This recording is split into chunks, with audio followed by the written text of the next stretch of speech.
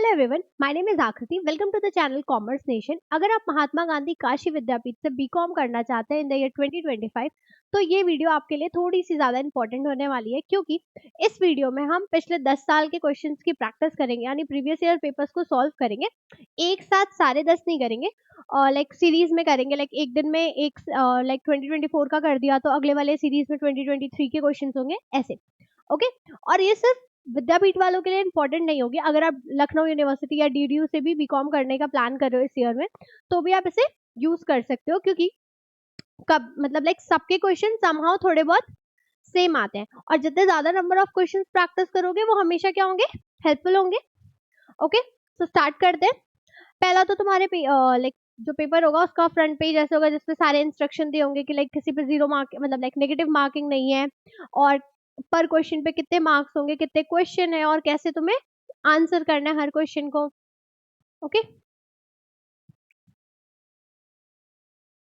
And हाँ, अगर किसी को भी बात मतलब लाइक प्रॉब्लम हो रही है कि कैसे प्रिपेयर करे एग्जाम के लिए, कैसे एंट्रेंस एग्जाम में अपना लाइक अच्छा खासा स्कोर कर ले ताकि अपनी सीट एक सिक्योर कर सके, चाहे लखनऊ यूनिवर्सिटी में, डीडीयू में या फिर विद्यापीठ में, तो आप हमारे कोर्सेज को परचेज कर सकते हो। उस कोर्स की प्राइसिंग है that is 999। Coupon code use करके तुम्हें कोर्स की प्राइसिंग पड़ जाएगी दैट इज 799 ओनली। उस बैचेस में आपको लाइव प्लस रिकॉर्डेड क्लासेस मिलेंगी। लाइव क्लासेस जो स्पेसिफिक लाइक इंपॉर्टेंट टॉपिक कह लो या बहुत ही ट्रिकी टॉपिक्स होते हैं उन पे मिलेंगी, और बाकी तुम्हें रिकॉर्डेड मिल जाएंगी। और साथ में हिंदी और इंग्लिश मतलब लाइक जो लैंग्वेज यूज होगी वो दोनों यूज करेंगे ताकि सबके लिए थोड़ी कंफर्टेबल हो।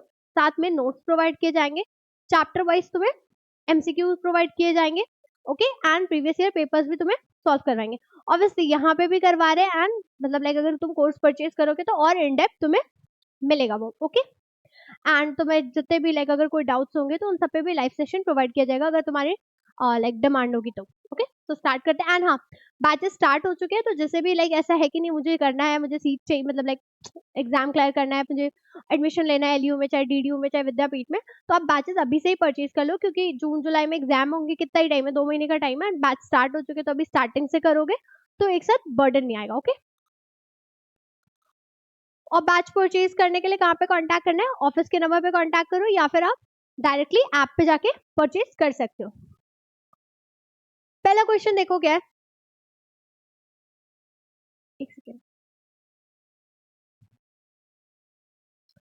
Who is the chairman of the planning commission of India?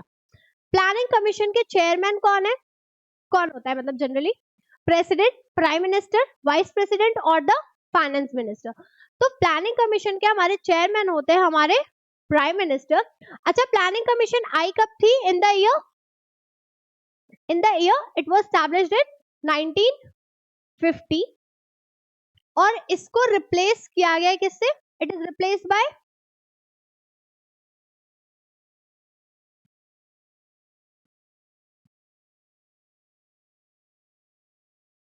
NITI Aayog. ठीक है, सो नीति आयोग से पहले हमारे पास क्या थी?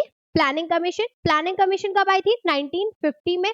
चेयरमैन कौन होता था तब भी? प्राइम मिनिस्टर होते थे। एंड जिस टाइम पे ये लाइक प्लानिंग कमीशन आई थी इंडिया में, उस टाइम पे हमारे प्राइम मिनिस्टर कौन थे? मिस्टर जवाहरलाल नेहरू। ठीक है, एंड अभी के टाइम पे नीति आयोग के चेयरमैन कौन है? Miss Narendra Modi. Okay, and ये कब आया था?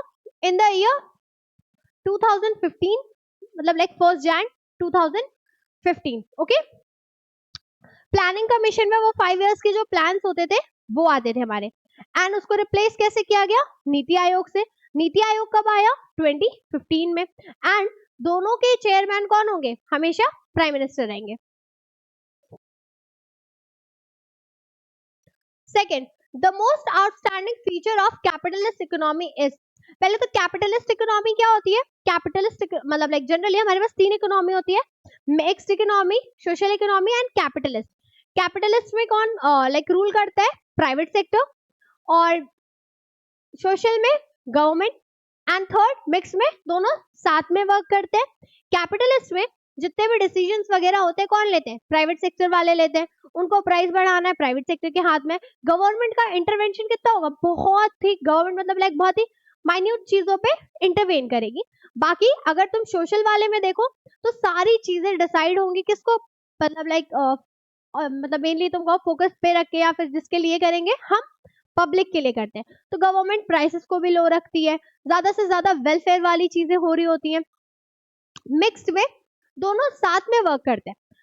लाइक प्राइवेट सेक्टर, मान लो तुम प्रोडक्शन की तरफ वर्क करेगा तो गवर्नमेंट सेक्टर उसमें मतलब लाइक गवर्नमेंट उसमें क्या करेगी, सब्सिडीज वगैरह प्रोवाइड करके दोनों ही साइड की, मतलब लाइक अगर मिक्स्ड इकोनॉमी चल रही है तो उस कंट्री में मेजरली दो तरह के लोग होंगे, हाई इनकम ग्रुप, लोअर वाले, उस लोअर से भी लोअर, एंड मिडिल क्लास वाले भी, ठीक है। तो सबके बेनिफिट्स उसमें देखते हैं। सब्सिडीज प्रोवाइड करके मतलब लाइक प्राइवेट सेक्टर ने प्रोड्यूस कर दिया, गवर्नमेंट ने सब्सिडी प्रोवाइड कर दी, एंड सब्सिडी प्रोवाइड करके जो लो इनकम ग्रुप वाले हैं उनको बेनिफिट प्रोवाइड कर दिया। ओके, तो आउटस्टैंडिंग फीचर क्या होगा कैपिटलिस्ट इकोनॉमी का? अनएम्प्लॉयमेंट, पॉवर्टी, इंडस्ट्रियल बैकवर्डनेस, ये सब तो होगा नहीं, क्योंकि अगर प्राइवेट सेक्टर मेजरली वर्क करता है कैपिटलिस्ट इकोनॉमी में, तो मतलब लाइक कैपिटलिस्ट इकोनॉमी में प्राइवेट सेक्टर की वजह से अनएम्प्लॉयमेंट भी नहीं होती, पॉवर्टी भी नहीं होती, इंडस्ट्रियल बैकवर्डनेस भी नहीं होती। अब इंडस्ट्रियल बैकवर्डनेस क्यों नहीं होगी? क्योंकि हर कोई उस टाइम पे बहुत ज्यादा हाईली कॉम्पिटिटिव होता है।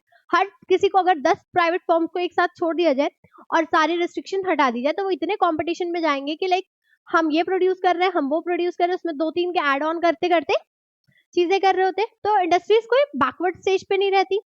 तो ऑप्शन क्या होगा? That is income inequality. Okay, income inequality मतलब कि हर, मतलब लाइक इंडिया में इस टाइम पे अगर तुम देखो, हर किसी के पास क्या होता है, पैसे ज्यादा कम, किसी के पास बहुत ज्यादा होगा, किसी के पास बहुत कम होगा। तो इनकम का डिस्ट्रीब्यूशन क्या होता है? अनइक्वल होता है, ठीक है। तो ऑप्शन नंबर 2 का क्या होगा? आउटस्टैंडिंग फीचर कैपिटलिस्ट इकोनॉमी का, that is income inequality. Third, national income differs from net national product at market price by. National income differ किससे करती है? अगर नेशनल प्रोडक्ट एमपी पे है तो मतलब जनरली नेशनल इनकम को हम कैसे डिनोट करते हैं?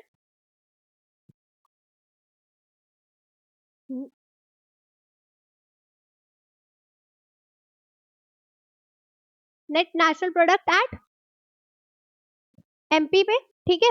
अगर एमपी से सॉरी एफसी पे,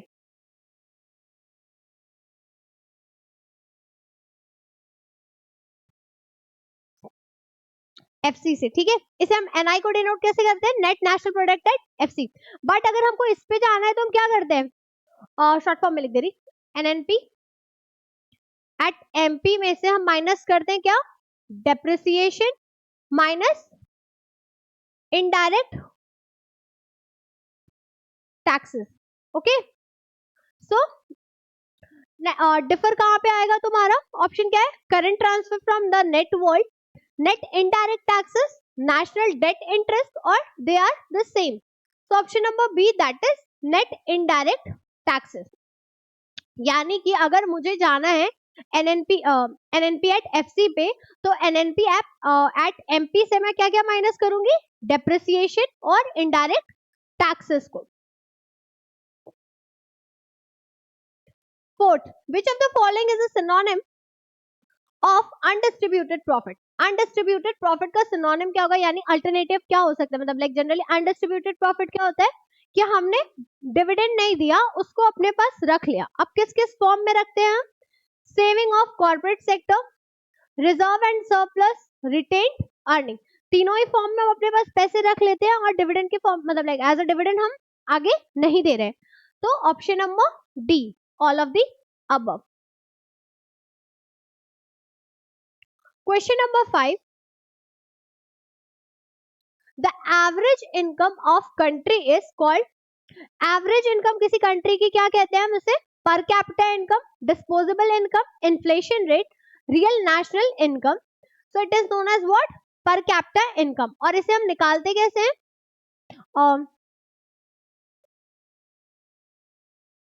total income divided by total population.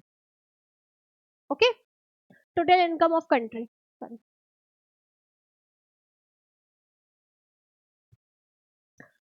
समझ में आया? एवरेज इनकम हम कैसे निकालेंगे हमारे कंट्री की? थ्रू पर कैपिटा इनकम, और पर कैपिटा इनकम का फॉर्मूला क्या होगा?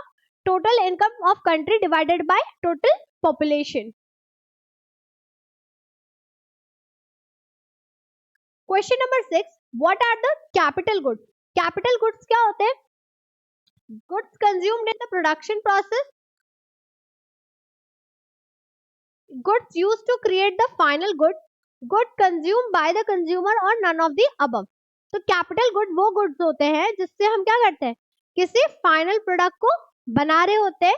तो option number B, that is good use to create what? Final goods.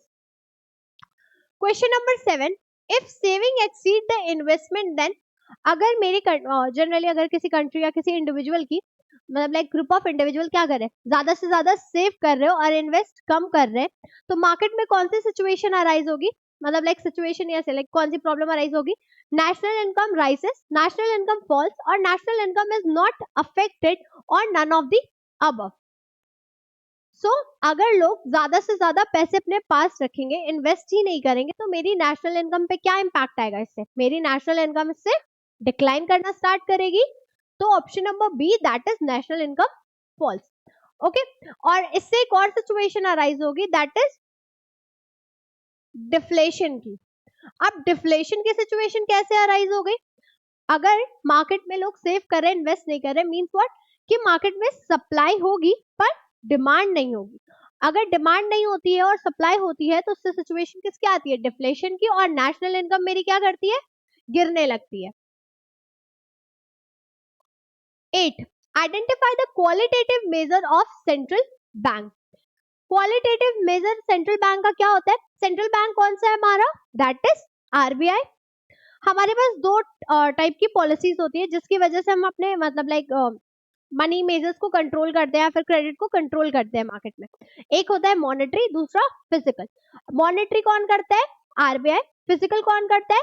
Government. Okay, सो क्या पूछा है? क्वालिटेटिव पूछा है कि क्वांटिटेटिव? क्वालिटेटिव।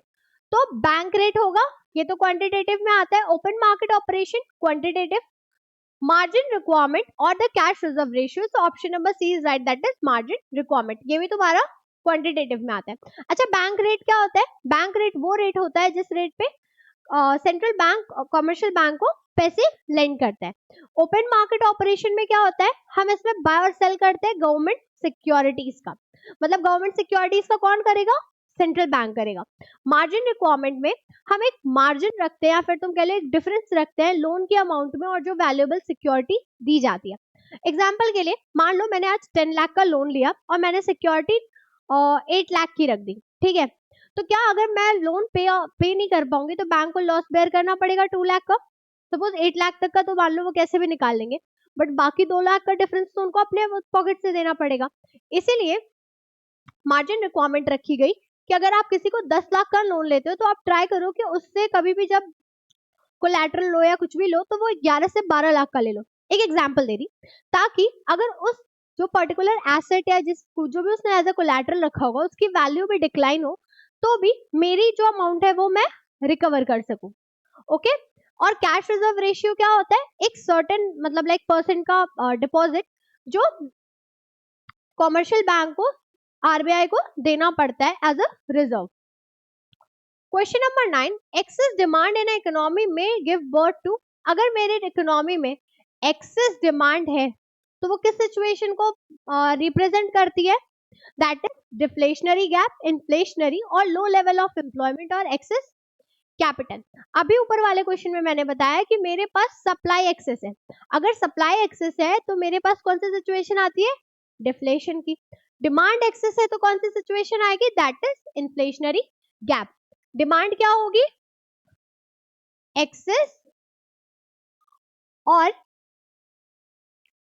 सप्लाई लो होगी, ठीक है, इस सिचुएशन में। 10th, the concept of scarcity is. जो कॉन्सेप्ट होता है स्कार्सिटी का वो क्या होता है? एब्सोल्यूट होता है, रिलेटिव होता है, इकोनॉमिक होता है, सोशल होता है। तो option number B, that is relative, ठीक है। Question number 11, supply of money is dash variable. Money supply को हम क्या बोलते हैं? Stock variable, flow variable, real और नन ऑफ द अबव। तो अगर लाइक सबने इकोनॉमिक्स में पढ़ा होगा, दो कॉन्सेप्ट होते हैं, स्टॉक एंड फ्लो, ठीक है। रियल का कॉन्सेप्ट यहाँ पे अप्लाई नहीं होगा, इन दोनों में मेजरली कंफ्यूजन होता है। तो स्टॉक क्या होता है? At a particular point of time, यानी अगर आज कोई पूछे कि आकृति के बैंक में कितने पैसे हैं, ठीक है, तो दैट इज स्टॉक कॉन्सेप्ट। अगर कोई बोले कि आकृति ने थ्रू आउट द ईयर कितने पैसे अपने अकाउंट से ट्रांजैक्ट किए या कितने पैसे उसके पास बचे हैं या क्या हुआ है, जो मैं अगर मान लो 31 मार्च को चेक करूं, दैट इज फ्लो कॉन्सेप्ट। यानी ओवर अ मतलब लाइक ये किसको रिप्रेजेंट करता है? पीरियड को एक, और ये पर्टिकुलर टाइम को या फिर पर्टिकुलर डेट को, लिख दीजिए पर्टिकुलर डेट, ठीक है। सो सिमिलरली अगर हम मनी की सप्लाई जब भी चेक करते हैं, हम क्या चेक करते हैं कि आज की करंट डेट पे या करंट टाइम पे मेरे पास कितना मार्केट में पैसा है, तो it is stock variable.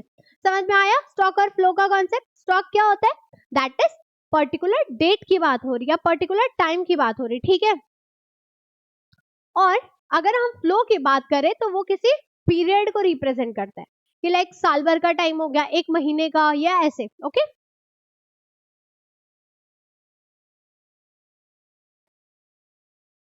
Question number 12, when the products are expensive then how is the demand of prestigious good of the rich? अगर मेरे प्रोडक्ट क्या है, थोड़े ज्यादा एक्सपेंसिव है, तो उनकी डिमांड क्या होगी? लाइक उस प्रेस्टिजियस गुड्स की, मान लो गोल्ड, इस टाइम गोल्ड की सिचुएशन ले लेते हैं या फिर किसी रूबी की, ठीक है, गोल्ड तो इस टाइम सब ले लेते हैं, कम भी होंगे पैसे तो भी लेंगे। अगर रूबी की प्राइस बढ़ेगी तो उससे अमीर लोग ही लेंगे जिनके पास भाई पैसे भरे पड़ेंगे, और वो जितनी ज्यादा उसकी प्राइस बढ़ेगी उतनी ही उसकी क्या होती है? डिमांड इंक्रीज होती है। और नॉर्मल केस में हमने क्या देखा है डिमांड का, कि अगर प्राइस इंक्रीज होगा तो डिमांड क्या होगी? डाउन जाती जाएगी, ठीक है। नहीं, as the price increases demand कम होती है। बट यहाँ पे क्या होता है, जैसे जैसे प्राइस इंक्रीज होगा इसकी डिमांड भी क्या होती है? इंक्रीज होती है। तुम इसके केस में देख लो, या फिर कुछ वो कॉइन्स होते हैं जो बहुत ही एकदम लाइक किसी पर्टिकुलर ईयर के या बहुत स्पेशल से होते हैं, उनमें क्या होता है कि उनका प्राइस इंक्रीज होता है, वैसे वैसे उनकी डिमांड भी इंक्रीज होती जाती है। एक second,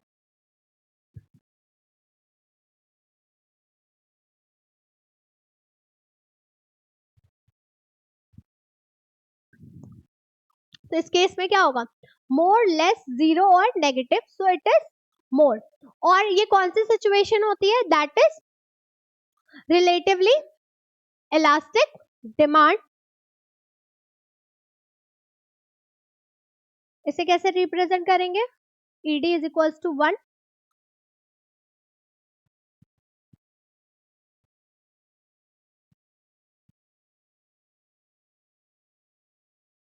okay. 13, which of the following goods में हैव जीरो इनकम इलास्टिसिटी? इनमें से कौन से गुड्स की जीरो इनकम इलास्टिसिटी होती है, यानी ईडी इज इक्वल्स टू जीरो। मेरी अगर मैं कितना भी प्राइस इंक्रीज करती जाऊं उसके डिमांड में कोई डिफरेंस नहीं आएगा, या प्राइस डाउन करती जाऊं प्राइस मतलब उसकी डिमांड क्या होती है, में कोई इम्पैक्ट नहीं दिखेगा, बट प्राइस का फ्लक्चुएशन चलता रहेगा। तो बाजरा, स्कूटर, सॉल्ट और घी, तो option number C that is salt. Salt क्यों? क्योंकि सॉल्ट नेसेसिटी की चीज है, ठीक है। मुझे सॉल्ट डालना ही है, मैं खाना बना रही हूँ, मुझे सॉल्ट लगेगा ही लगेगा, चाहे मैं खाना बनाऊं चाहे किसी भी, मतलब जनरली खाना बनाने में ही लगता है। तो इंसान खाना खाएगा तो उसे सॉल्ट लगना ही है। तो कितना भी आप प्राइस ऊपर नीचे करते जाओ कोई इम्पैक्ट पड़ेगा इस पे नहीं, तो ऑप्शन क्या होगा? सी। और इसका ग्राफ कैसे होता है? ईडी इज इक्वल्स टू इसका, मान लो यार एक सेकेंड,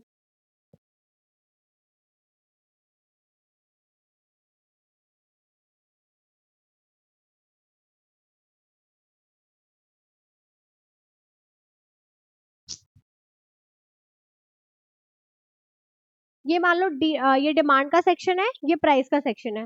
प्राइस 5 हुआ, 10 हुआ, 12 हुआ, और यहाँ पे मेरी डिमांड क्या है? कांस्टेंट है, यानी ये इसके क्या आता है?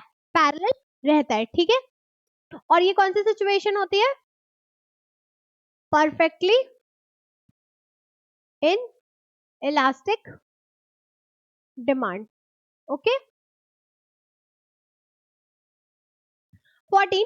Which phase of the business cycle is characterized by rising unemployment and falling the GDP? कौन से सिचुएशन में बिजनेस साइकिल के मेरी अनएम्प्लॉयमेंट बढ़ती है और मेरा जीडीपी भी गिरता जाता है? एक्सपेंशन में, पीक में, रिसेशन में और थ्रो के केस में? तो option number C, that is recession. Recession कौन सी सिचुएशन होती है कि मेरी इकोनॉमी डाउन जाती जा रही, लोग क्या कर रहे हैं, मतलब जो एम्प्लॉयड है, जो अनएम्प्लॉयड है वो तो रहेंगे ही रहेंगे अनएम्प्लॉयड, बट जो लोग एम्प्लॉयड है हम उनको भी क्या करते हैं, उनका भी ले ऑफ करना स्टार्ट कर देते हैं. मार्केट में लाइक अगर तुम शेयर मार्केट वगैरह देखो तो वो भी काफी डाउन टू डाउन जा रहा होता है. Okay. 15. Which statement is true? National income, national expenditure is equals to national income. National expenditure is equals to national income plus national saving. National expenditure is equals to national income plus taxes, and national expenditure is equals to national income minus taxes. तो कौन सी statement सही होती है? That is option number A, national expenditure is equal to national income. 16. Which of the following was not an objective of industrial policy? Industrial policy का इनमें से कौन सा ऑब्जेक्टिव नहीं है? तो development of cooperative sectors, expansion of public sector, development of machine making industry और none of the above. सो ये सारे तो ऑब्जेक्टिव है, तो ऑप्शन नंबर डी क्या होगा? सही होगा. ओके. एंड तुम्हारा ये किस ईयर में आई थी industrial policy? In the year 1956. 17. Value of goods sold to the rest of the world minus value of goods imported from the rest of the world is. मैंने क्या किया, मेरे जो गुड्स हैं उनको माइनस किया किससे? जो मैंने गुड्स बाहर दिए यानी एक्सपोर्ट किए, और जो इंपोर्ट किए उनको माइनस करके हम कौन सी चीज निकाल रहे होते हैं? That is balance of payment, balance of trade, balance of current account, balance of capital account. तो ऑप्शन क्या सही होगा? That is balance of trade. क्योंकि बैलेंस ऑफ ट्रेड के केस में हम एक्सपोर्ट और इंपोर्ट किसका कर रहे होते हैं? सिर्फ और सिर्फ गुड्स का. ठीक है, यानी विजिबल आइटम्स का.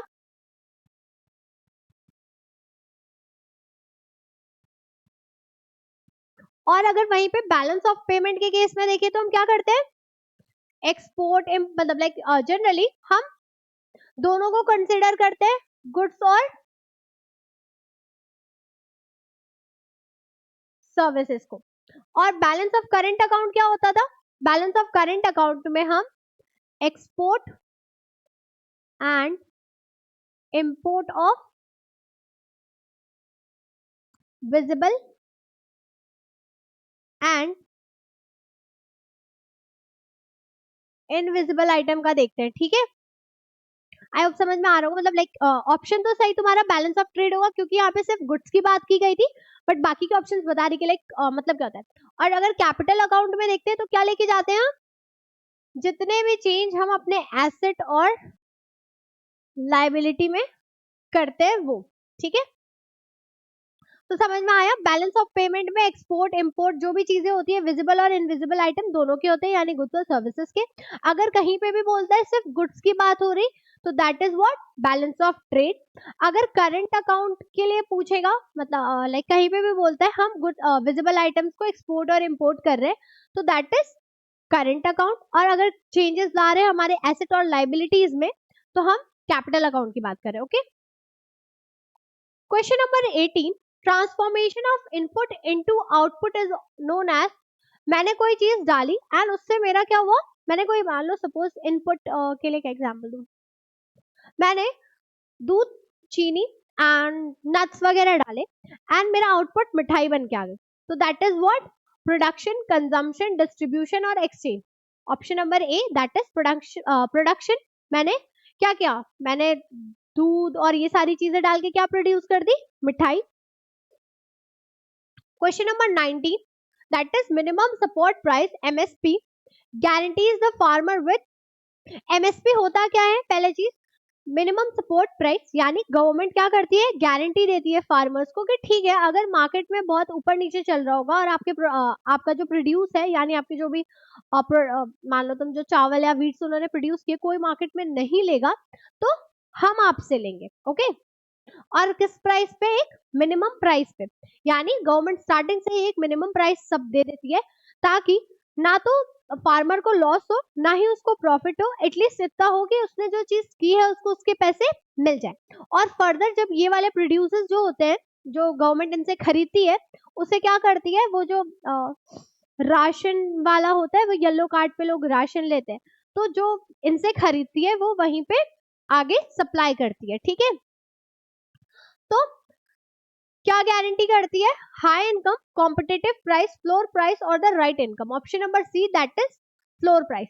फ्लोर प्राइस का मतलब पता है ना, कि एक बेसिक लिमिट यानी एक मिनिमम प्राइस सेट कर देना, और अगर यहीं पे पूछता सीलिंग लिख देता सीलिंग प्राइस, यानी एक हायर अमाउंट सेट कर देना, या फिर कह लो मैक्सिमम अमाउंट, इससे ऊपर नहीं देंगे, बट एक मिनिमम प्राइस दे देते हैं गवर्नमेंट।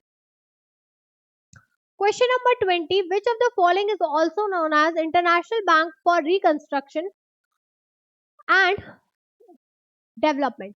इनमें से कौन से बैंक को हम international bank for reconstruction and development bank भी बोलते हैं? That is IMF, RBI, WTO और द वर्ल्ड बैंक। तो ऑप्शन नंबर क्या होगा? डी होगा, दैट इज वर्ल्ड बैंक। ये आया किस ईयर में था? 1944 में। एंड साथ ही साथ IMF भी आया था, और एक गैट करके था जो WTO से पहले था, वो भी सेम ईयर में आया था। मतलब लाइक ये ईयर्स याद रख लो, ये सारे के सारे कब आए थे? सेम ईयर के हैं, यानी ईयर 1944 के। आई होप ये क्लियर होगा कि international bank for reconstruction and development किसको बोलते हैं? वर्ल्ड बैंक को ही बोलते हैं। वर्ल्ड बैंक के 5 ग्रुप्स होते हैं। ठीक है, मतलब ये तो ऐसे बेसिक्स में बता रही, जिसके बेसिस पे ये वर्क करता है। और IMF और ये दोनों साथ आए थे, साथ ही साथ गैट आया था। गैट को अब हटा दिया गया है, और इसे रिप्लेस किसने किया है? WTO ने। और ये कब आया था? इन द ईयर 1995 में। ओके, आई होप क्लियर है। और अगर हम RBI की बात करें, तो RBI हमारा कब आया था? 1935 में। सबके स्टैब्लिशमेंट की डेट याद रखना, इंपॉर्टेंट है। सबके हेडक्वार्टर्स कहाँ है, वो भी इंपॉर्टेंट है। और कौन से कमीशन के थ्रू आया था, ये भी इंपॉर्टेंट है। जैसे वर्ल्ड बैंक, IMF और गैट, ये तीनों किसके थ्रू आए थे? ब्रिटेन वुड कमीशन के थ्रू। ठीक है, और IMF और वर्ल्ड बैंक का हेडक्वार्टर तुम्हारा है वॉशिंगटन में, एंड WTO का I guess it is in Geneva. हाँ, जिनेवा। एंड RBI का कहाँ पे? मुंबई में। 21. Which act was removed in new economic policy? इनमें से कौन सा एक्ट न्यू इकोनॉमिक पॉलिसी में रिमूव किया गया था? MRMP, MDP, MRPP और MRTP। तो option number D, that is MRTP। इसका फुल फॉर्म क्या था? Monopoly of restrictive trade and practice. Okay, और ये किस ईयर में आया था? इन द ईयर 1969।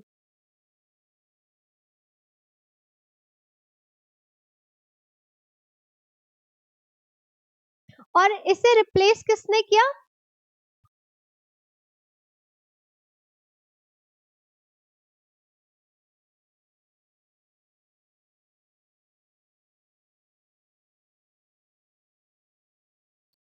एक्चुअली मेरी हैंडराइटिंग मुझे लगता है मुझे ही नहीं समझ में आ रही, सामने वाले को कैसी क्लियर होगी। Replace by competition act 2022। Okay, MRTP कब आया? 1969 में। इसे रिप्लेस किसने किया? कंपटीशन एक्ट 2002 से। Okay, next question, what impact did LPG policy had on India GDP growth rate? LPG का फुल फॉर्म क्या था? Liberalisation, privatisation and globalisation. और ये किस ईयर में आई थी? In the year 1991। उस टाइम प्राइम मिनिस्टर कौन थे हमारे? PV Narasimha Rao. Finance minister doctor Manmohan Singh. Okay, जब LPG आई तो हमारे GDP की ग्रोथ रेट पे क्या इम्पैक्ट आया इसका? इंक्रीज थे initially, but eventually stabilized, no impact, fluctuated unpredictably, increased consistently over the years. तो ऑप्शन नंबर डी, यानी LPG की वजह से आज भी हमें धीरे धीरे ग्रोथ दिख रहा होता है। Okay, 23, increase in the aggregate output of the goods और सर्विसेज। अगर मेरे ओवरऑल मतलब लाइक जितने भी मेरी कंट्री में गुड्स या फिर सर्विसेज है उनमें मेरे को इंक्रीज दिख रहा है उनके आउटपुट्स में, तो वो क्या सिचुएशन है? Economic growth, economic development, economic gain और economy. So it is economic growth, option number A.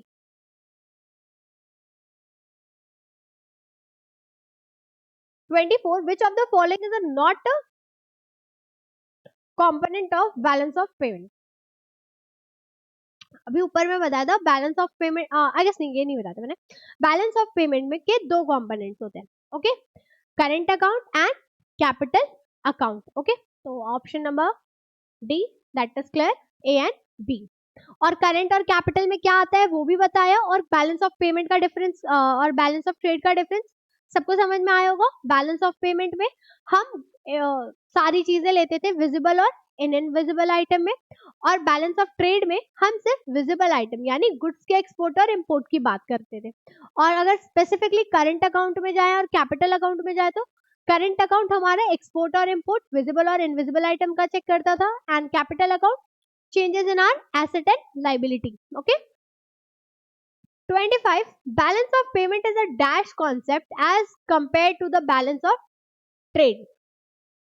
balance of payment क्या है? as comparison of balance of trade, जहाँ पे balance of trade में हम सिर्फ क्या देखते थे कि सिर्फ हम गुड्स की बात कर रहे थे, और बैलेंस ऑफ पेमेंट पे वहीं पे हम गुड्स और सर्विस दोनों की बात कर रहे हैं। तो सिंपल सी चीज है, बैलेंस ऑफ ट्रेड क्या है तुम्हारा?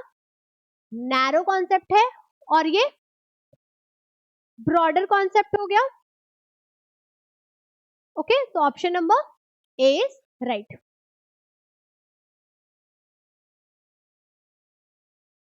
26, which of the following solves the double coincidence of want? इनमें से किसने डबल कोइंसिडेंस ऑफ वांट की प्रॉब्लम को खत्म किया? तो गुड्स ने, बैंक ने, मनी ने, या फिर ऑल ऑफ द अबव ने? तो option number C, that is money. Money की वजह से, मतलब मनी से पहले जब बार्टर की सिचुएशन थी तो ये ढूंढना मुश्किल होता था कि लाइक अगर मुझे चावल की नीड है और मेरे पास क्या है, मान लो शुगर केन है, तो सेम टाइम पे ये चीज ढूंढनी मुश्किल थी कि मुझे चावल जो देगा उसको भी शुगर केन की नीड हो सकता है सामने वाले के पास चावल तो हो बट उसको नीड शुगर केन की ना हो, उसे नीड व्हीट की हो, इट कैन हैपन। उसे नीड शुगर मतलब किसी और चीज की हो, तो उस टाइम पे ये चीज ढूंढ पाना थोड़ा क्या था, मुश्किल था। तो ये प्रॉब्लम अराइज होती थी जिसको सॉल्व किया किसने? मनी ने। अभी के टाइम पे अगर तुम्हें चीनी लेने जाना है या फिर तुम ले लो कुछ भी एग्जाम्पल, चॉकलेट लेने जानी है, तो अब तुम्हें ये नहीं ढूंढना पड़ेगा कि तुम्हारे पास अगर तुम्हें चॉकलेट चाहिए तो तुम्हारे पास जो सामान है उस तुम किससे एक्सचेंज कर सको, तुम सिंपली मनी देते हो और क्या करते हो, उस चीज को ले लेते हो। तो option number C. 27, what is the period of physical year? Year. So that is 1st January to 31st December, 1st April to 31st March, 1st July to 30 June, March 1st to 28 Feb। तो physical year क्या होता है? 12 month का period होता है जिसको हम एक तरह से क्या बोल सकते हैं, और फाइनेंशियल ईयर। तो फाइनेंशियल ईयर हमारा कौन सा होता है? 1st जनवरी टू 31st दिसंबर या फिर 1st April to 31st March? तो it is 1st April to 31st March. 28, most of the disguised employed person in India are found in disguised unemployment. क्या होती है डिस्गाइज्ड अनएम्प्लॉयमेंट? वो unemployment होती है जिसमें मुझे नीड 10 लोग की थी बट मेरे यहाँ 15 लोग काम कर रहे हैं, यानी मैंने क्या रखा है, लोगों को एक्स्ट्रा हायर करके रखा है अपने यहाँ। मुझे नीड 10 की थी और जो 5 एक्स्ट्रा मेरे पास आए होंगे वो क्या होंगे, एक तरह से अनएम्प्लॉयड ही होंगे। उनको मैं जब चाहूंगी निकाल भी दूंगी, पर एक्स्ट्रा मतलब लाइक जब तक होंगे तब तक पे दे रही। तो ये सिचुएशन ज्यादा किसमें दिखती है हमें? एग्रीकल्चर सेक्टर में।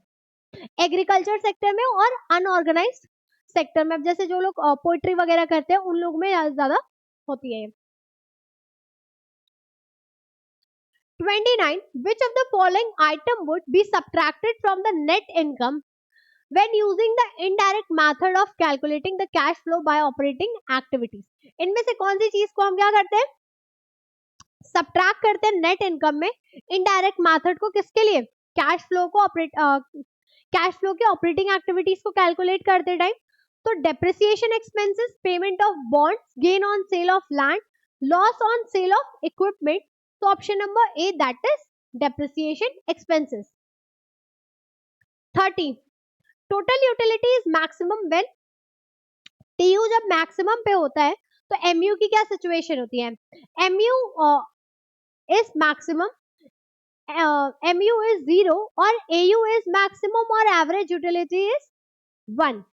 So जब भी TU हमारा maximum होता है हमारा MU क्या होता है, 0 होता है, और वहीं पे अगर पूछता क्वेश्चन में कि TU क्या है, डिक्लाइन कर रहा है, तो MU किस स्टेज पे होता, नेगेटिव होता, और अगर TU इंक्रीज कर रहा है बट डिक्रीजिंग रेट से, तो MU हमारे मैक्सिमम पे रहा होगा। Okay, option number B is right. 31 dash market is the market for old issues. old issues का मतलब कि जो सिक्योरिटीज ऑलरेडी इशू हो चुकी है आईपीओ के थ्रू, उसके बाद वो फर्दर डील हो रही है मार्केट में। तो कौन से मार्केट में हम करते हैं, प्राइमरी सेकेंडरी और सॉरी मनी प्राइमरी सेकेंडरी और ओल्ड मार्केट, तो option number C that is secondary market. Secondary market में existing share holders buy and sell करते हैं सिक्योरिटीज का। प्राइमरी मार्केट में फ्रेश इश्यूज, यानी मान लो तुम आईपीओ वगैरह आते हैं। एंड मनी मार्केट तो हमारा शॉर्ट टर्म के लिए होता है, जिसमें like zero coupon bond, commercial paper, bill of exchange, ये सब जाता है। ठीक है। 32 the MSME development act came into the force in, MSME development act किस फोर्स मतलब किस ईयर में वर्क करना स्टार्ट किया था, तो it was in the year 2006। Option number B is right. MSME का फुल फॉर्म क्या होता है, micro small medium enterprises. Okay.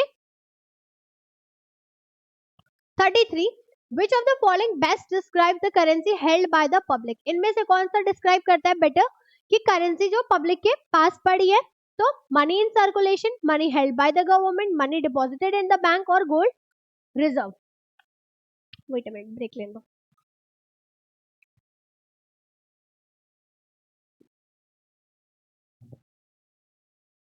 So public के पास जो पैसे हैं वो हम किससे डिटरमाइन कर पाएंगे, मनी इन सर्कुलेशन से, या गवर्नमेंट के पास जो है, या फिर जो बैंक में डिपॉजिटेड है, या फिर गोल्ड रिजर्व के फॉर्म में। तो option number A that is money in circulation. Money circulate हो रहा है, इट मींस व्हाट, पब्लिक के पास ही पैसे हैं, बट वही अगर मनी बैंक में होता तो मनी का सर्कुलेशन नहीं हो रहा, इट इज लाइक कि ठीक है सेविंग के फॉर्म में या फिर एफडी के फॉर्म में पड़ा हुआ है हमारा। 34 debentures issued as a collateral security will be debited to, अगर मैंने मेरे डिबेंचर्स को as a collateral security issue किया हुआ है तो वो डेबिट किससे होगा, बैंक अकाउंट से, डिबेंचर सस्पेंस अकाउंट से, डिबेंचर अकाउंट से, या फिर बैंक लोन अकाउंट से। तो option number A that sorry B that is debenture suspense account. 35 premium on redemption of debenture and debenture account is the nature of, अगर मेरा premium है debentures पे तो वो कौन सा टाइप का अकाउंट है, पर्सनल, रियल, नॉमिनल और नन ऑफ द अबव। तो option number C that is nominal account. Nominal account का रूल क्या था, वैसे सारे तीनों गोल्डन रूल्स क्या थे हमारे, पहला अगर पर्सनल में देखे तो debit the receiver, credit the giver, real account debit what comes in, credit what goes out, and nominal debit all the expenses and losses and credit all the income and gain. Okay, तो premium है तो gain हुआ होगा, और income और gain में difference क्या है, इनकम हमें जो डेली बेसिस पे हो रही है, एंड गेन जो हमें आउट ऑफ नोवेयर एक बार हो गया, मतलब लाइक रेगुलर बेसिस का नहीं होता। ओके, तो नॉमिनल में जाएगा। और किस साइड में जाएगा, मतलब लाइक किस में, डेबिट या क्रेडिट में, तो क्रेडिट में। Next 26 if the rate of gross profit is 20% of the cost of goods sold and the sales are rupees 1 lakh, the amount of gross profit will be, so इसको कैसे calculate करोगे, मान लो 1 लाख को यहाँ लिखा, 120 से इसको वो कर दिया एंड 20% इसका निकालोगे तो ऑप्शन नंबर सी होगा, यानी 16,667 rupees. Okay. 37 which of the following is not a cause of depreciation, इनमें से depreciation का cause कौन सा नहीं होगा, wear and tear, effects of time, obsolescence, और D that is inflation. So D that is inflation. Depreciation इन सारे reason से हो सकता है, इन्फ्लेशन से डेप्रिसिएशन नहीं होता. डेप्रिसिएशन क्या होता है? डेप्रिसिएशन में हमारे जो भी टेंजिबल एसेट्स होते हैं उनकी वैल्यू में हमें डिक्रीज देखने को मिलता है. 38 outstanding salary is also known as. Outstanding salary क्या होती है? एक्सपेंस होता है, लाइबिलिटी होती है, एसेट होता है या फिर लोन होता है. तो इट इज अ लाइबिलिटी. और अगर और स्पेसिफिक उसमें जाओगे तो ये किसमें शो करोगे तुम? You will show it in under current liability. अब करंट लाइबिलिटी क्या होती है, फिर करंट एसेट्स क्या होते हैं? वो लाइबिलिटी, अगर लाइबिलिटी के सॉरी एक सेकंड, वो लाइबिलिटी के पर्सपेक्टिव से देखें करंट लाइबिलिटी के, तो वो लाइबिलिटीज जो विद इन 1 ईयर हमें उन्हें वो कन्वर्टेबल होती है, या फिर अगर एसेट्स के फॉर्म में देखो तो वो एसेट्स जो विद इन 1 ईयर हम उन्हें कन्वर्ट कर सके कैश में. Okay. 39 A and B brings the capital in the firm or in the ratio of 2:3, and if brings 40 as a capital, what will B's capital? अगर A और B दोनों capital लाते हैं firm में, किस ratio में? 2:3 में, और A अगर 40,000 लाता है तो B कितना कैपिटल लाएगा? तो B लाएगा तुम्हारा 60,000, यानी option number A. 40 The decision regarding the investment in fixed asset is known as. अगर मेरा जो भी डिसीजन है किसके related? Investment in my fixed asset. Okay. तो उसे हम क्या बोलेंगे? Capital budgeting, revenue budgeting, cash budgeting और द सेल्स बजटिंग. तो option number A is right, capital budgeting. और कैपिटल बजटिंग क्यों होगा? क्योंकि जनरल अगर हम फिक्स एसेट की बात कर रहे हैं, यानी कैपिटल एंड रेवेन्यू का कॉन्सेप्ट सबको पता होगा. रेवेन्यू जो हम बार बार कर रहे होते हैं रिकरिंग नेचर का होता है, एंड कैपिटल नॉन रिकरिंग होता है. अगर मैंने मान लो ये बोर्ड खरीदा होगा, लाइक जो डिजिटल बोर्ड है ये खरीदा हमने, तो क्या हम इसे हर महीने खरीद रहे होते हैं या हर साल खरीद रहे हैं? एक बार खरीदा है, अप्रोक्स हम मान के चलते हैं कि इसकी लाइफ 10 साल होगी. ठीक है. तो मेरा क्या हो गया, एक में 10 साल के लिए फ्री हो गई. ओके. तो दैट्स वाई फिक्स्ड एसेट क्या होता है? कैपिटल बजटिंग, यानी नॉन रिकरिंग होते हैं. 41 the excess of debit in trading account is called. अगर मेरा एक्सेस है किसमें? डेबिट साइड का, वो भी किसमें? ट्रेडिंग अकाउंट में, तो हम उसे क्या बोलेंगे? That is known as gross loss. और वही अगर एक्सेस होता क्रेडिट साइड का, तो ऑप्शन क्या होता है सही? Gross profit. 42 the entry with the more than one debit and credit is called as. अगर किसी एंट्री में मेरे एक से ज्यादा डेबिट है या फिर एक से ज्यादा क्रेडिट है तो उसे कौन सी एंट्री कहते हैं? Opening entry, transfer entry, closing entry और कंपाउंड एंट्री. तो ऑप्शन नंबर डी यानी कंपाउंड एंट्री. कंपाउंड एंट्री कौन सी एंट्री? जिसमें हम एक से ज्यादा डेबिट या फिर क्रेडिट कर रहे होते हैं. 43 the first stage of double entry system is. इनमें से कौन सा पहला स्टेज होता है डबल एंट्री सिस्टम का? ओरिजिनल रिकॉर्ड्स का, पोस्टिंग का, क्लासिफिकेशन का या फिर ट्रायल बैलेंस का. तो option number B that is sorry I am so sorry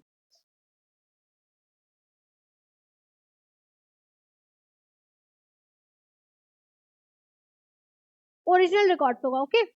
यानी कि फर्स्ट स्टेज डबल एंट्री में क्या आता है? Original records.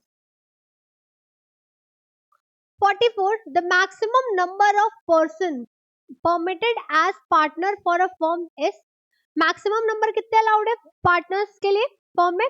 तो दैट इज 15, 10, 30 और 50. तो option number D that is 50. But 50 कब होगा? जब भी मान लो लिखा होगा क्वेश्चन में as per the companies act, as per the miscellaneous act of the companies act, ऐसे मिसलेनियस एक्ट का miscellaneous rule of companies act, ये सब लिखा होगा, तो आंख बंद करके 50 का ऑप्शन चूज करना है. बट अगर ऐसे कुछ स्पेसिफाइड नहीं होगा और ऑप्शन 100 होगा तो 100 चूज करेंगे. एंड वहीं पे अगर ये क्वेश्चन बोलता कि number of partners allowed in banking business, तो ऑप्शन क्या होगा? That is 10. 45 promoter of company is. Company के प्रमोटर्स क्या होते हैं? ट्रस्टी होती है, एजेंट होते हैं, ट्रस्टी एंड एजेंट का रिलेशन होता है, या फिर नन ऑफ द अबव. तो it is none of the above. अच्छा, प्रमोटर्स होते कौन है? प्रमोटर वो होते हैं जो कंपनी को इनकॉर्पोरेट करते हैं, उनका आइडिया होता है, वो बेसिकली जो कंपनी को स्टार्ट कर रहे होते हैं, they are the promoters of company. 46 देखो, X and Y share the profit and loss in the ratio of 3:2. They admit Z for 1/6 share in profit. The new ratio will be X और Y क्या कर रहे हैं, profit and loss share करते हैं in the ratio 3:2 और वो Z को एडमिट करने जा रहे हैं 1/6 शेयर के लिए, प्रॉफिट के लिए, तो इनका रेशियो क्या बनेगा, तो option number A that is 3:2:1.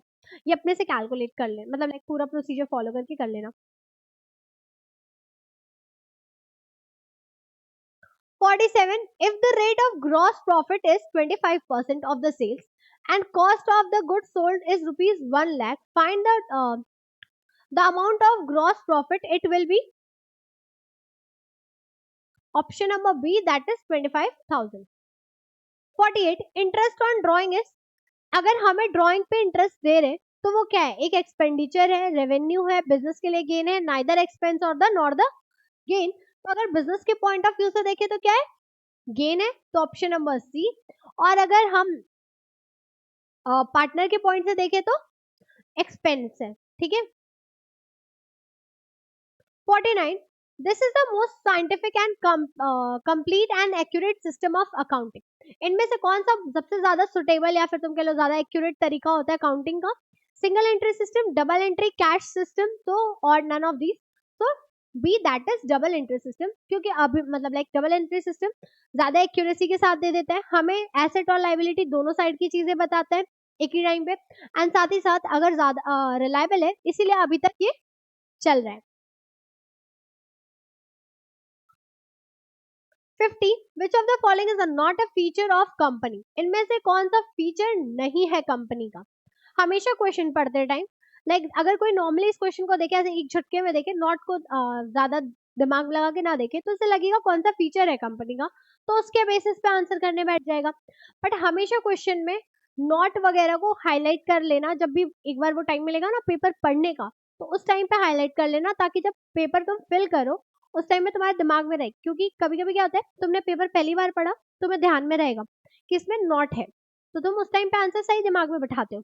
But जब तुम फिल करने बैठते हो तो जल्दी जल्दी के चक्कर में वो नॉट वर्ड नहीं देखा, तो तुमने गलत आंसर ऑप्ट कर लेना है. तो हमेशा उस चीज को हाईलाइट कर देना पेन से. ओके. तो कौन सा फीचर नहीं है, सेपरेट लीगल एंटिटी होती है. ठीक है. सेपरेट लीगल एंटिटी का कॉन्सेप्ट क्या होता है, wait a minute.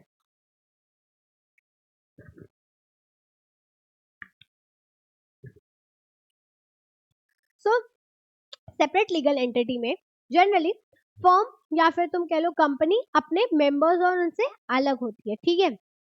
Limited liability share holders क्या होते हैं, यानी कि मेरे जो शेयर होल्डर्स हैं उनकी लाइबिलिटी लिमिटेड होगी. ये नहीं कि अगर कंपनी को लॉस हो गया तो उन्हें अपने घर से पैसे लाके देने पड़ेंगे, जैसे कि पार्टनरशिप में होता है. पार्टनरशिप में अनलिमिटेड होती है लाइबिलिटी. अगर फर्म को लॉस हुआ, इन्होंने किसी से लोन ले रखा है, तो ये अपने घर से पैसे लाके भी देते हैं. ठीक है.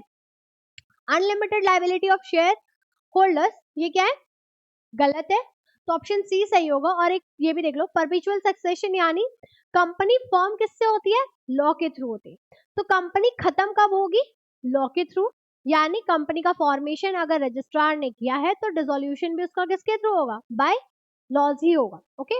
मेंबर्स आएंगे जाएंगे, ओके, बट कंपनी क्या रहती है, हमेशा चलती रहेगी.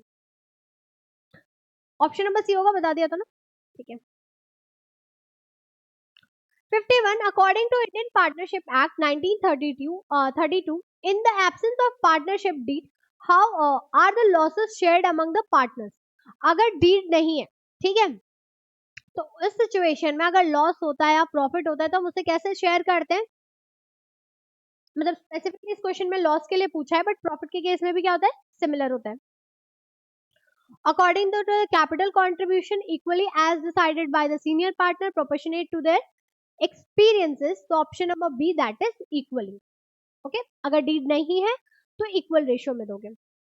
और हाँ, जो मैक्सिमम नंबर ऑफ पार्टनर्स का क्वेश्चन था ना, इसमें अगर पूछता है कि as per the partnership act, तो पार्टनरशिप एक्ट तुम्हारा इस चीज को लेके साइलेंट है, यानी उसमें कोई स्पेसिफाइड लिमिट नहीं दी गई है कि इतने ही पार्टनर्स होंगे. 52, if the super profit method, super profit is, super profit method में सुपर प्रॉफिट क्या होता है, total profit of the firm, excess profit over the normal profit, total asset minus total liability, average profit divided by the number of years. So option number B, that is excess profit over the normal profit. Okay. और super profit हम कब calculate करते हैं? Goodwill की valuation के time पे. 53, which item is not shown in the profit and loss appropriation account? इनमें से कौन सी चीज हम profit and loss appropriation account में शो नहीं करते? इंटरेस्ट ऑन कैपिटल, पार्टनर्स की सैलरी, रेंट पेड और the share of the profit. तो option number C, that is rent paid.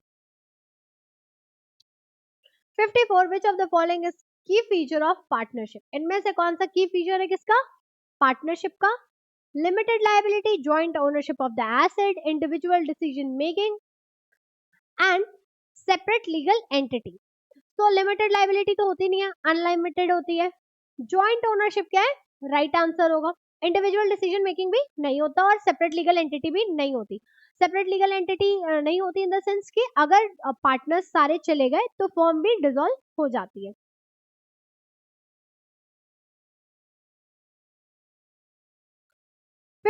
in which share premium account cannot be used? Premium, अगर shares पे premium मिल रहा है मुझे तो हम उन्हें कहाँ यूज कर सकते हैं? उसका पार्ट स्पेसिफाइड है कि जो पैसा प्रीमियम का आया है आप यही यूज करोगे, कहीं और यूज नहीं कर सकते. तो pay the dividend, to issue the bonus share, to write off the preliminary expenses, to meet the share issue expenses. तो option number A, that is to pay the dividend.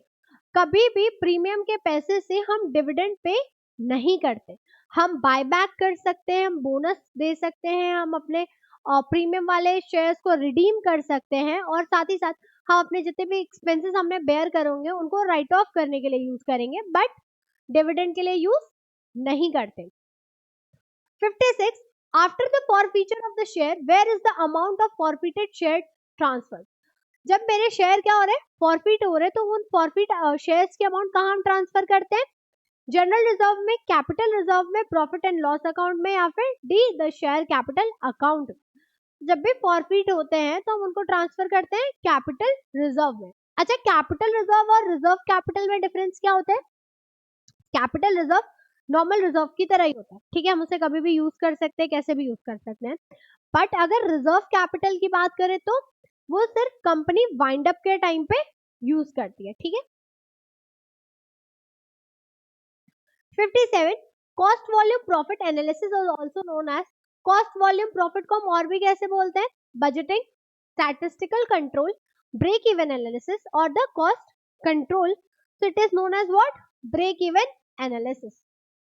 58, which of the following is not a cash equivalent? इनमें से कौन सा क्या है? Cash के equivalent नहीं है, यानी certificate of deposit, money market account, money market mutual funds और द यूरो बॉन्ड्स. तो option number D. 59, the overall financial risk depends upon the. तुम्हारा सारा जो फाइनेंशियल रिस्क है वो किस पर डिपेंड करता है? Proportion of debt in the total capital, proportion of equity in the total capital, both of the above or none of the above. So तुम्हारा जो फाइनेंशियल रिस्क है वो जनरली डिपेंड किस पे करता है? तुम्हारे डेट का पोर्शन कितना है तुम्हारे टोटल कैपिटल में.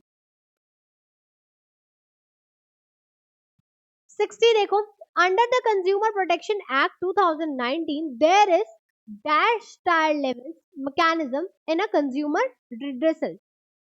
कितने लेवल्स होता है कंज्यूमर प्रोटेक्शन एक्ट में? 3 लेवल्स होते हैं, ठीक है. तो ऑप्शन नंबर सी. और अब वो 3 लेवल क्या होते हैं? एक होता है डिस्ट्रिक्ट, स्टेट और नेशनल. लिख देती हूँ.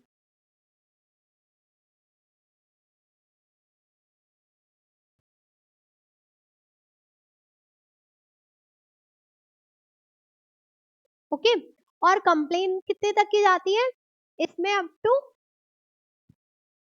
2 CR और नहीं, sorry, 1 CR, sorry, up to 1 CR. और यहाँ पे 1 CR से लेके 10 CR तक, और इसमें अबव 10 CR. ओके.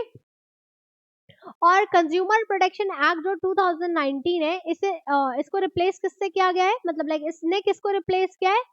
तो कंज्यूमर प्रोटेक्शन एक्ट 1986 को। ओके कितने level? 3 level, district, state and national. अगर तुम्हारा डिस्प्यूट कितने अमाउंट का है, अप टू 1 CR है, तो तुम किसके पास जाओगे? डिस्ट्रिक्ट के पास। अगर 1 CR से 10 CR के बीच का तुम्हारा डिस्प्यूट है तो तुम कहाँ जाओगे? तुम स्टेट कमीशन के पास जाओगे। और मान लो तुम्हारा जैसे लाइक 11 CR तक का डिस्प्यूट है या फिर 10 CR से अबव का डिस्प्यूट है तो तुम कहाँ जाते हो? नेशनल कमीशन के पास। ठीक है, और इन सबके मेंबर्स कितने कितने होते हैं ये भी देख लो। इसमें 2 मेंबर्स होते हैं, मतलब लाइक जैसे एक जो होगा वो तुम्हारा डिस्ट्रिक्ट कोर्ट से रिटायर्ड जज होगा, वो होगा। इसमें 4 मेंबर्स होते हैं जिसमें से एक फीमेल होगी, मस्ट है। इसमें भी 4 मेंबर्स होते हैं जिसमें से एक फीमेल होती है। ओके 61 देखो, dash unit provide input to other industry. इनमें से कौन सी यूनिट है जो दूसरे इंडस्ट्री को इनपुट प्रोवाइड करती है? एक्सपोर्ट, एक second,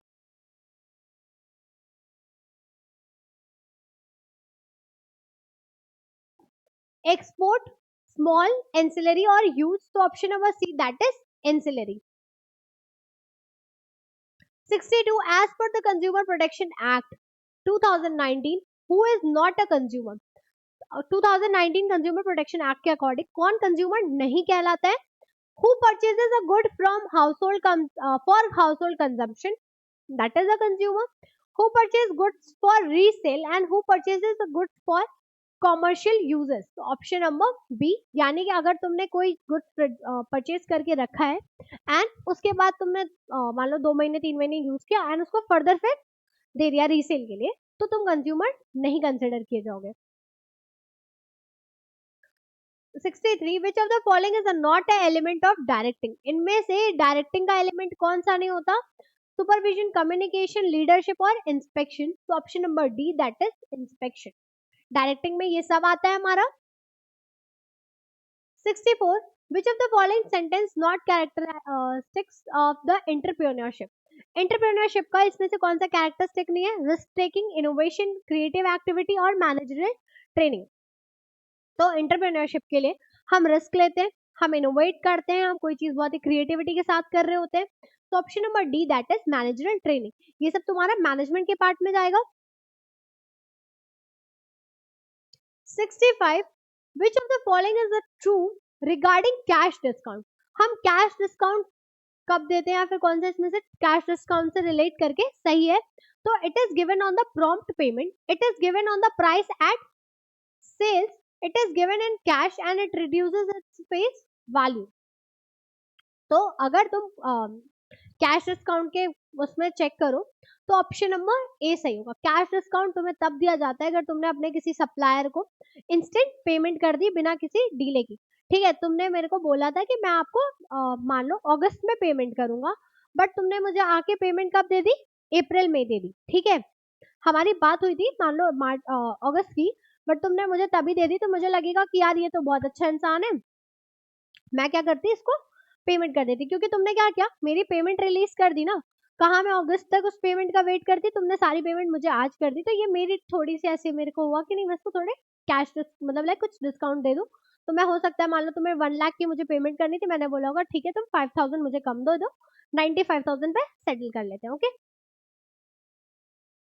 66 non monetary incentives are called. इनमें से नॉन मॉनेटरी इंसेंटिव्स क्या होते हैं? मॉनेटरी एंड नॉन मॉनेटरी पता है, मॉनेटरी जो पैसे देते हैं, नॉन मॉनेटरी यानी पैसे के अलावा।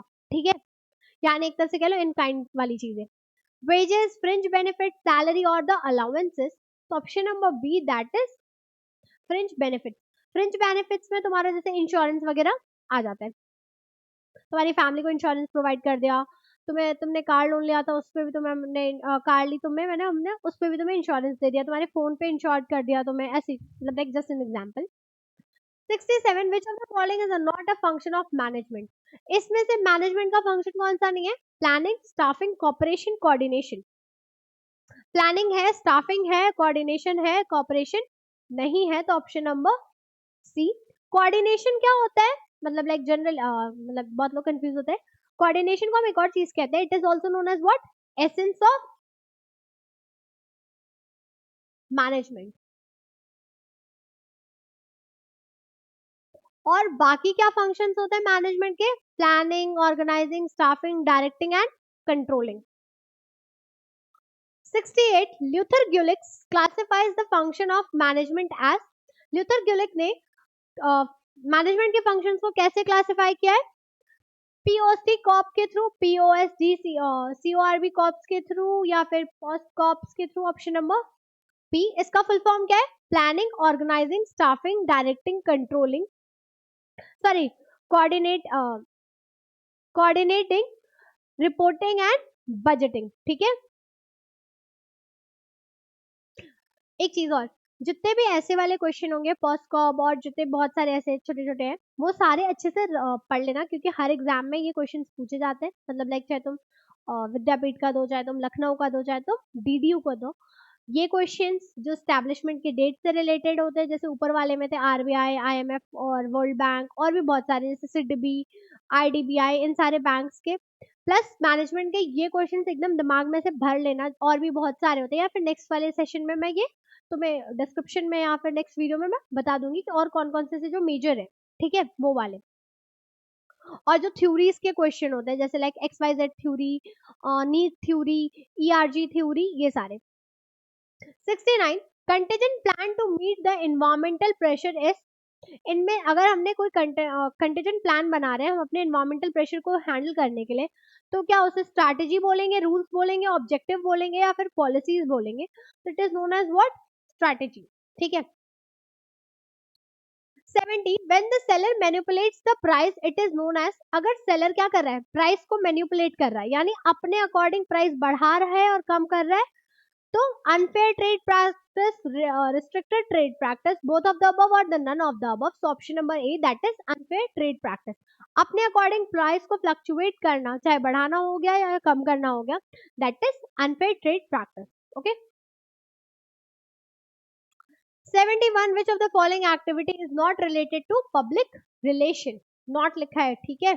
पब्लिक रिलेशन से इसमें से कौन से रिलेटेड नहीं है? Media relation, public advertising, crisis management और इवेंट प्लानिंग। तो option number D, that is event planning. 72 which of the following is not one of the P's in the marketing? Marketing के 4 P's होते हैं हमारे, क्या क्या होते हैं? Price, place, product and promotion. तो physical distribution, price and promotion तो हो गया, तो option number D, that is production. और 4 P's किसने दिए हैं? तो it is McCarthy. Okay. और इसमें ना 3 और एक्सटेंडेड P's आए, ठीक है। Play, I guess it was physical, नहीं, फिजिकल एविडेंस, प्रोसेस, और एक कोई और है, मैं याद नहीं आ रहा मुझे एग्जैक्टली। और वो किसने दिया था? बूम्स एंड बिटनर, बूम्स ने दिया था। आई गेस मुझे एग्जैक्ट नेम मतलब लाइक कंफ्यूजन है, बट बूम्स ने दिया था। ठीक है, ये नेक्स्ट वाली क्लास में मैं मेंशन कर दूंगी। 73 element of delegation are, delegation के एलिमेंट क्या होते हैं? रिस्पॉन्सिबिलिटी, अथॉरिटी, अकाउंटेबिलिटी, या फिर अथॉरिटी, डेलीगेशन और accountability, responsibility, decentralisation, centralisation, controlling, responsibility and authority. So delegation के 3 पार्ट होते हैं, responsibility, authority and accountability. Accountability क्या होता है? आंसरबिलिटी। अथॉरिटी क्या होता है? To give the order. And responsibility किसी भी चीज को मतलब लाइक बेसिक सेंस में, लाइक मैं रिस्पॉन्सिबल होगी, मेरी आंसरबिलिटी बनेगी तुम्हारी तरफ। ठीक है, तुमने मुझे बोला आकृति आप ये काम कर दो, मैंने नहीं किया, तो मैं क्या हो गई? इररिस्पॉन्सिबल हो गई, मैंने रिस्पॉन्सिबिलिटी फुलफिल नहीं की। ओके। तो रिस्पॉन्सिबिलिटी इज लाइक कि कोई भी जो चीज आपको असाइन की गई हो आप वो टाइमली करके दे दो, एक बेसिक एग्जाम्पल की तरफ। 74 X and Y theory was introduced by, X and Y theory पहले तो क्या है? X and Y theory represent करती है कि एम्प्लॉयज कैसे होते हैं। ठीक है, जो एक्स पर्सन है वो हमेशा लेजी रहेगा, वो काम को नहीं करना चाहेगा, उसे लगेगा ठीक है थोड़ा कम भी करूंगी तो पैसे मिलेंगे, ऐसे टाइप का। और वाई पर्सन क्या होगा? वो सिर्फ फुल रिस्पॉन्सिबिलिटी के साथ, फुल एंथुसियाज्म के साथ काम करना चाहेगा, कि उसके अंदर वो लेजीनेस एंड ऑल नहीं होगा। उसको होगा कि मैं अच्छे से काम करूंगी तो मुझे अच्छे से पैसे मिलेंगे, अच्छे पैसे मिलेंगे, मैं एकदम लैविश लाइफ एंजॉय करूंगी। ठीक है। और एक्स पर्सन क्या होगा? जॉब लग गई ना, काम हो रहा है ना, ऐसे वाले एटीट्यूड पे रहते हैं। ओके। एक्स वाले ऑब्वियसली भाई एक्स है तो एक्स वाले काम तो करेंगे ही फीचर्स के साथ अपने। तो मैक जॉर्ज, पीटर डकर और हेनरी फ्योल और F W Taylor. So option number A is right. Again जो इनकी थ्योरी इसमें है, जैसे पीटर एफ डकर की है, हेनरी फ्योल की हो गई, F W Taylor.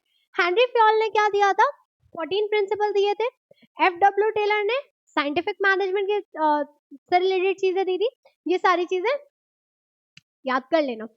75 in organizing, which principle ensure that each employee has a specific role and clear responsibility? कौन से प्रिंसिपल में बताया गया कि हर एक एम्प्लॉय के पास उसका स्पेसिफिक रोल है, उसकी एक क्लियर रिस्पॉन्सिबिलिटी है?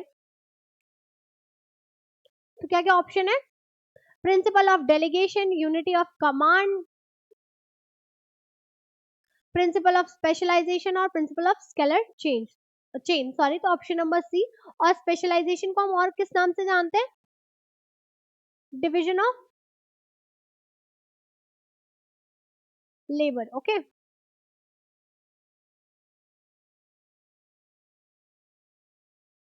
76 which level of management is responsible for strategic planning? कौन से लेवल पे हम लेवल ऑफ मतलब लाइक कौन से लेवल के लोग तुम्हारी स्ट्रेटेजिक प्लानिंग कर रहे होते हैं? तो top level, middle level, operational और सुपरवाइजरी। तो option number A that is top level management. 77 which characteristic of management is essential to considered it is profession? इनमें से कौन सा स्पेसिफिक कैरेक्टर होगा तो हम कंसिडर करेंगे कि तुम मतलब प्रोफेशनल में इंपॉर्टेंट होता है, ठीक है, एसेंस की तरह एक्ट करता है, या फिर कह लो एक second. Which characteristic of management is essential to be considered as a profession? हाँ, प्रोफेशन के लिए कौन सा ज्यादा इंपॉर्टेंट इसमें से होगा? तो that is informal training, specialised knowledge, special task, artistic skill. तो इट इज स्पेशलाइज्ड नॉलेज। अगर तुम प्रोफेशन में हो किसी चीज के तो इट मीन्स व्हाट कि तुम्हें स्पेसिफिक नॉलेज है। अगर तुम सीए हो तो तुम्हें सारे अकाउंट्स की नॉलेज होगी, तुम्हें सारी टैक्स की नॉलेज होती है। ओके, एक एग्जांपल सीए वाला। ओके, उससे ज्यादा ही कंसिडर मत कर लेना। Which of the following best describes the effectiveness of the business? अगर इनमें से कौन सा डिस्क्राइब करता है कि मेरा बिजनेस बहुत ही इफेक्टिव जा रहा है? तो completing the task quickly using the minimum resources, increasing the production and meeting the desired outcome. अगर मेरा बिजनेस इफेक्टिव है इट मीन्स कि मैं मेरे आउटकम्स को फुलफिल कर पा रही हूँ, जो भी मैंने एक लाइक लिमिट सेट की होगी वो मेरा फुलफिल हो रहा है। तो option number D. 79 dash deals with appointing the people and placing them in a job. इनमें से कौन सा डील करता है लोगों को अपॉइंट करने में और उनको प्लेस करने पे जॉब में?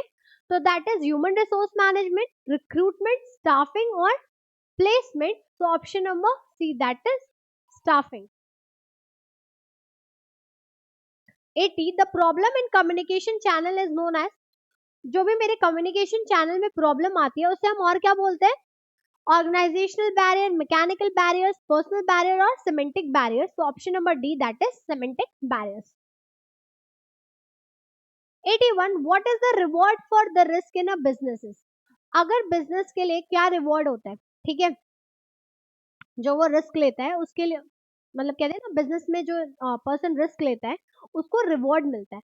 तो वो रिवॉर्ड क्या होता है? सक्सेस, फेलियर, प्रॉफिट और द लॉस। तो इट इज प्रॉफिट। अगर तुम रिस्क ले रहे हो तो उसके बदले में तुम्हारे लिए रिवॉर्ड क्या होगा?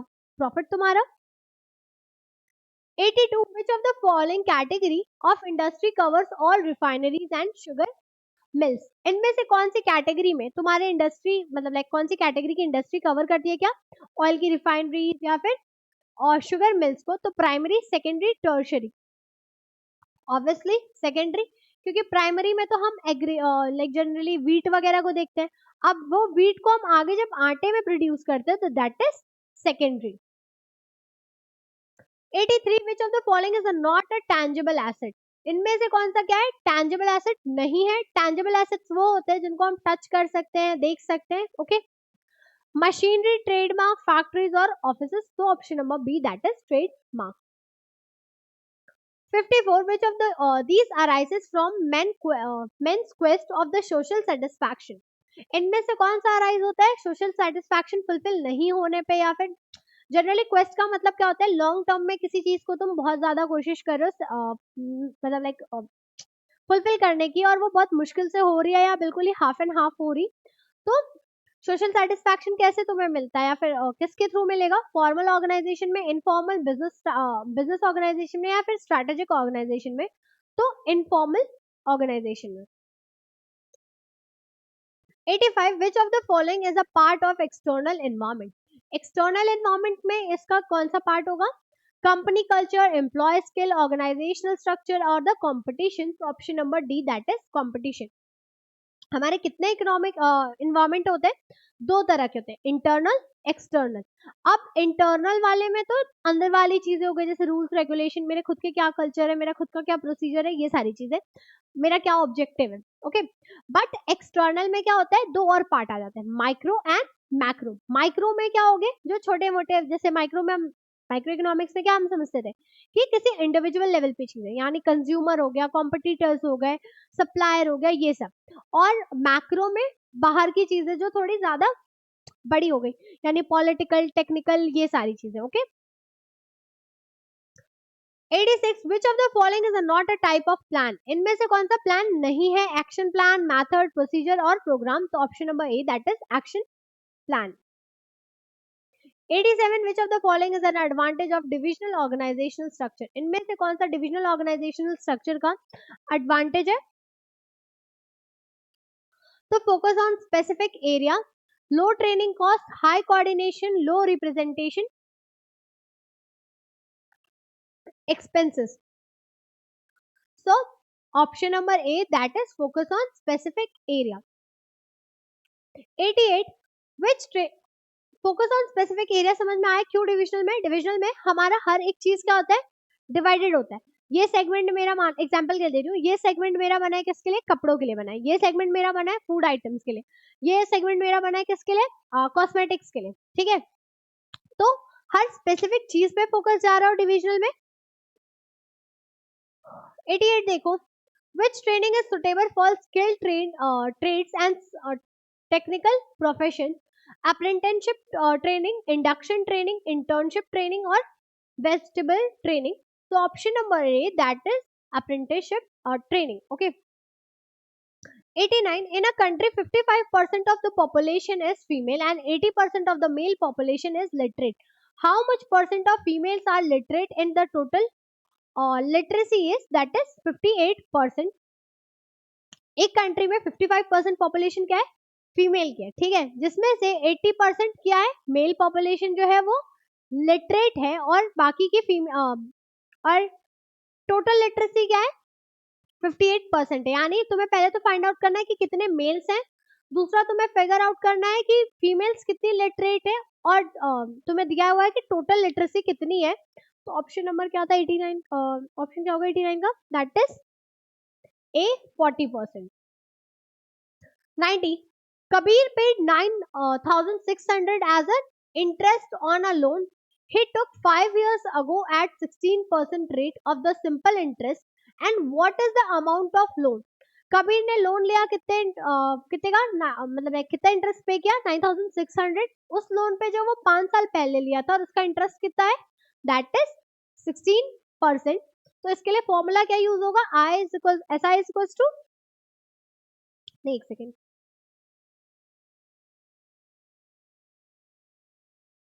I is equals to P into R into, sorry, time divided by 100 करके ये फॉर्मूला इस फॉर्मूले पे अपनी वैल्यूज पुट करके निकाल लेना आंसर। तो कितना आएगा? दैट इज 12,000, ठीक है। 91 A salary is 50% more than B. How much percent B salary is less than A? So that is 33.33%. Next, a train is 120 20 meters, sorry, kilometers kya diya, 120 meters long, passes a telegraph post in 6 seconds. Find the speed. So that answer will be 72 kilometer hour. Okay. 93. The greatest number of 4 digits which is divisible by 15, 25, 40 and 75 is 9.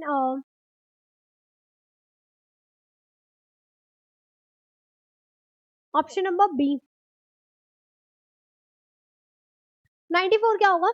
Rupees 15,000 were invested by Ram and Shyam started a business. They got a profit of 2000 at the end of the year. Shyam profit was 600. How much did the Ram invest? Ram और श्याम ने एक business start किया. Starting में invest किया 15,000 रुपए, ठीक है.